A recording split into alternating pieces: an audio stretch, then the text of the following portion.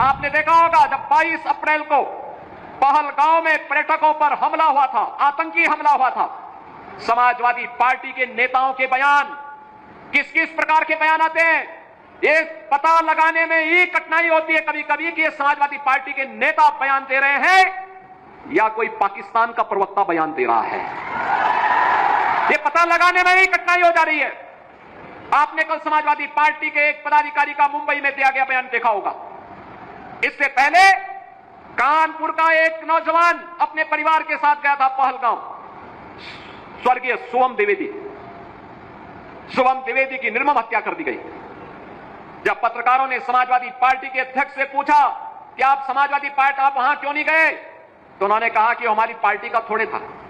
कितना दुर्भाग्यपूर्ण और शर्मनाक बयान है। बहनों और भाइयों, देश की संवेदना होनी चाहिए अपने नागरिकों पर।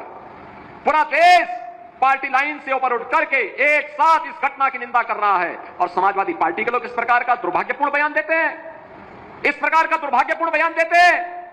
पहलगांव की घटना में उनका एक राष्ट्रीय महासचिव बयान देता है, कहता हिंदू ने ही हिंदू को मारा है, यानी पाकिस्तान को क्लीन चिट देने की कुत्सित चेष्टा। उनका एक सांसद उससे भी घटिया स्तर का बयान देता है।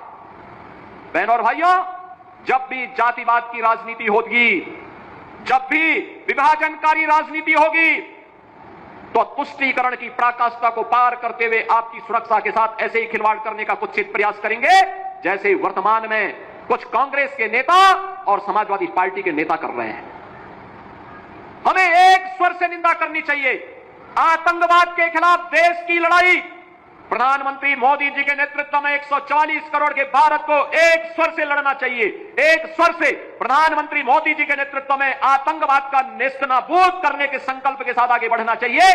इस संकल्प के साथ अगर हम आगे बढ़ेंगे तो जैसे 10 वर्ष में आपने देश से आतंकवाद को, नक्सलवाद को, उग्रवाद को समाप्त होते हुए देखा होगा, ऐसे ही जो थोड़े तत्व सिर उठाने का प्रयास कर रहे हैं, इनके भी जहन्नुम में जाने के दिन बहुत शीघ्र सामने दिखाई देंगे।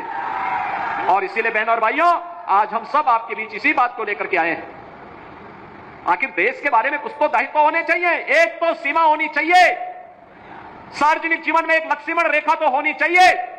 जब राजनीतिक पूर्वाग्रहों से ऊपर उठकर के हम देश के बारे में सोचें, समाज के बारे में सोचें, जनता जनार्दन के बारे में सोचें, लेकिन उस संकुचित सोच के साथ कार्य करने वाले लोगों से उम्मीद नहीं की जा सकती, उनसे यह उम्मीद नहीं की जा सकती